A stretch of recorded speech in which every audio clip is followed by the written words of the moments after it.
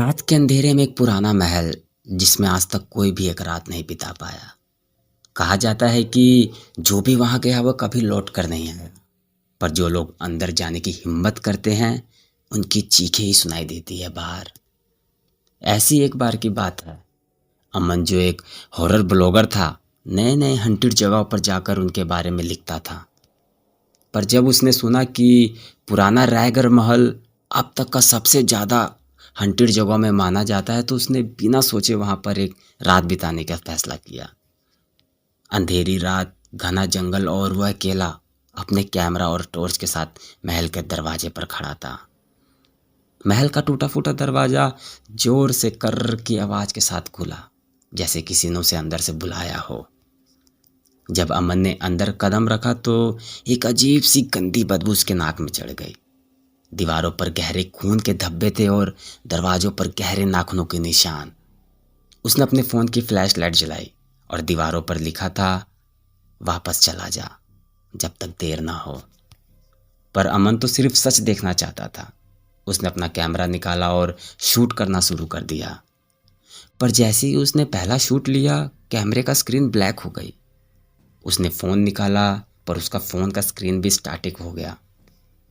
और तभी एक तेज सी श्श की आवाज़ उसके कान में सुनाई दी, जैसे कोई सांस ले रहा हो। अमन ने झट से फ्लैश लाइट उस तरफ करी, लेकिन सामने कोई नहीं था।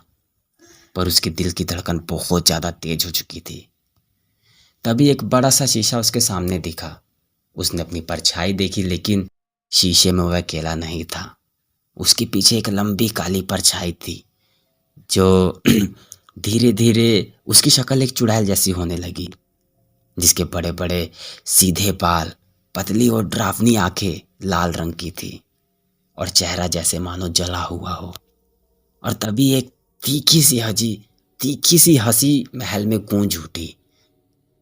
अमन ने सीधा भागने की कोशिश की, पर जैसे ही उसने दरवाजे की तरफ कदम बढ़ाया, दरवाज़ा खुद ब खुद बंद हो गया और वह चुड़ैल धीरे धीरे उसके करीब आ रही थी।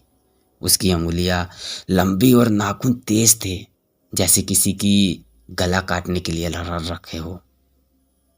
अमन चीखा, मुझे छोड़ दो, पर उसकी आवाज़ वहाँ पर किसी ने नहीं सुनी। अगले ही सेकंड एक तेज हवा का झोंका आया और पूरा महल अंधेरे में डूब गया। सिर्फ एक आवाज़ सुनाई दी, अब तू भी यहीं रहेगा हमारे साथ।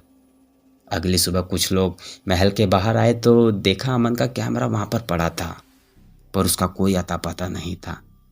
जब कैमरा ऑन किया गया तो लास्ट रिकॉर्डिंग में बस यही था कि एक काला साया के हाथ अमन की गर्दन तक पहुंचा रखा था और उसके बाद एक तेज चीख थी। तो दोस्तों, कहानी को यहीं पर ख़त्म करते हैं। वीडियो आप लोग को कैसी लगी प्लीज़ मुझे कमेंट कर ज़रूर बताना। और दोस्तों, थोड़ी बहुत गलतियों के लिए सॉरी। अब मिलते हैं अगले वीडियो में।